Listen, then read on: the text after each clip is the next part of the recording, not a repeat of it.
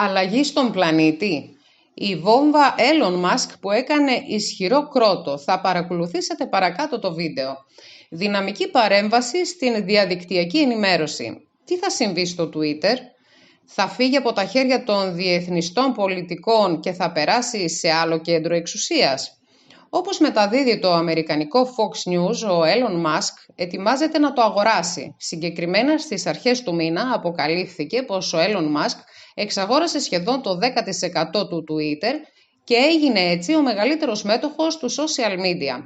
Ωστόσο, σύμφωνα με το δημοσίευμα του Bloomberg, ο Ελον Μασκ μόλις έκανε την καλύτερη και την τελευταία προσφορά για να αγοράσει το 100% της εταιρείας. Επένδυσα στο Twitter καθώς πιστεύω στη δυνατότητά του να αποτελέσει την πλατφόρμα για την ελευθερία του λόγου σε όλο τον κόσμο και πιστεύω ότι η ελευθερία του λόγου είναι μια κοινωνική επιταγή για μια λειτουργική δημοκρατία. Το Twitter έχει εξαιρετικές δυνατότητες. Θα το ξεκλειδώσω, είπε χθες ο Μασκ. Τι θα σημάνει αυτό? Ελευθερία έκφρασης κατά των πολιτικών που τώρα την απαγορεύουν, προκειμένου να ξεσηκωθεί ο κόσμος και να ζητήσει άλλους κυβερνώντες.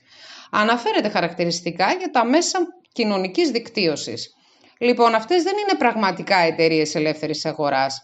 Θυμίζουν κατασταλτικές κυβερνήσεις. Είναι πολύ μεγάλες, είναι πολύ δυνατές για να κάνεις οτιδήποτε. Δεν μπορείς να αντισταθείς. Οπότε, αν θέλεις να μιλήσεις δημόσια το 2022, πρέπει να υποταχθείς στη λογοκρισία τους. Ωστόσο, τα πράγματα αλλάζουν και φαίνεται να αλλάζουν γρήγορα.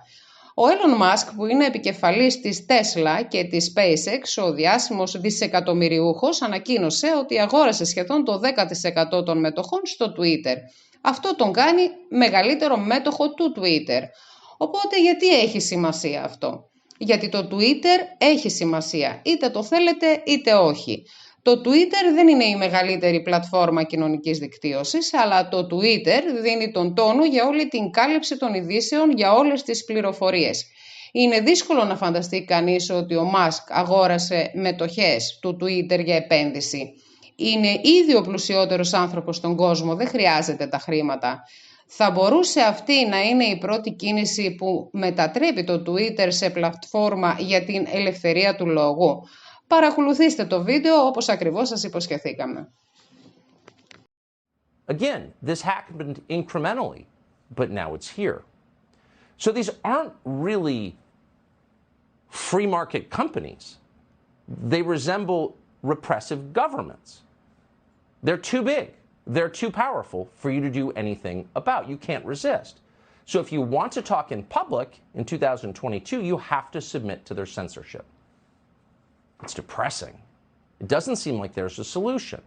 That's what America looked like when we woke up this morning.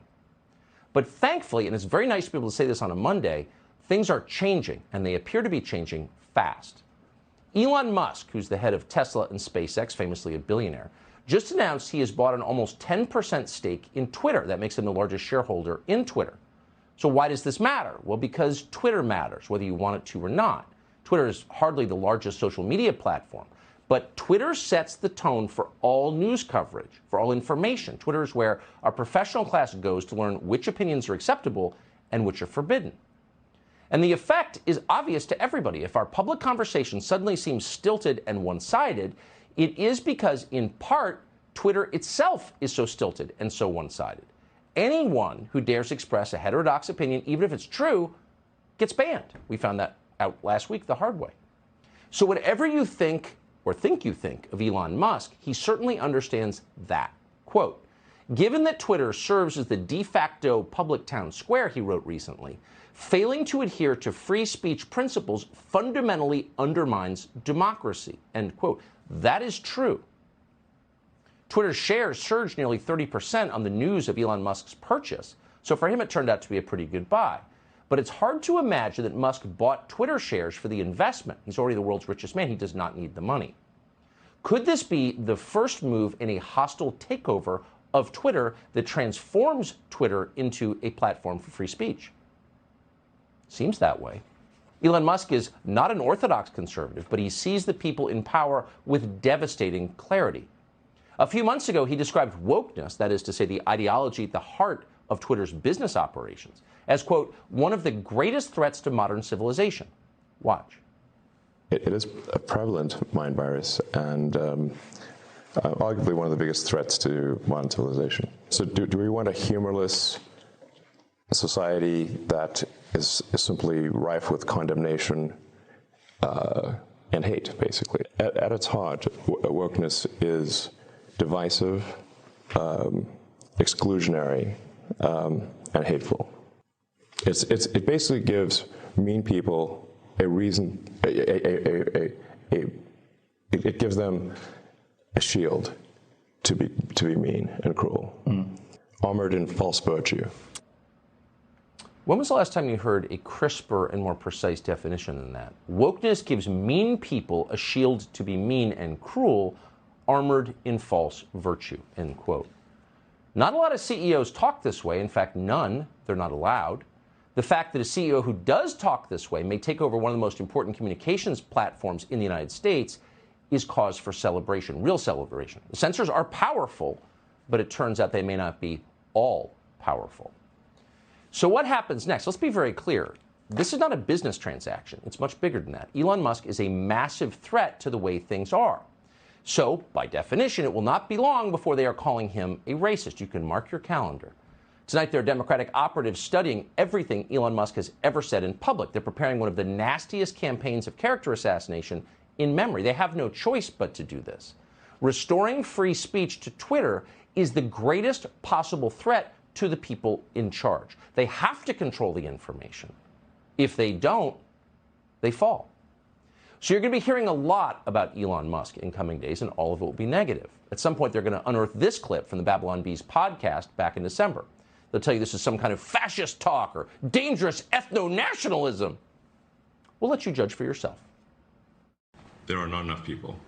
I can't emphasize this enough. There are not enough people. And I think one of the biggest risks to civilization is the low birth rate and the rapidly declining birth rate.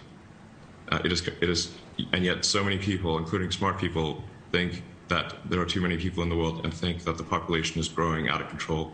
It's completely the opposite. Please look at the numbers.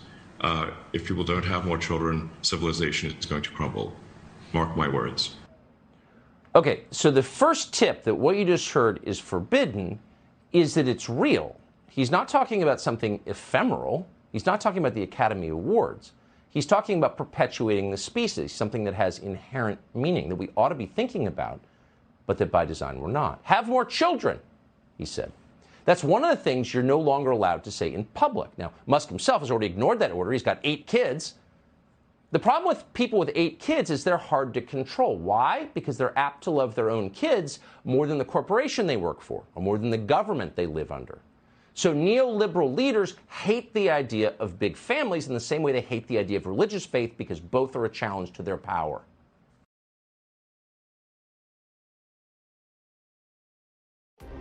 Αν σας άρεσε το βίντεο που παρακολουθήσατε, μην ξεχάσετε να κάνετε like και κοινοποίηση για να φτάνει η αλήθεια πιο μακριά. Κάντε εγγραφή και χτυπήστε το καμπανάκι για να λαμβάνετε ενημερώσεις κάθε φορά που ανεβάζουμε παρόμοια βίντεο ή κάνουμε live εκπομπές.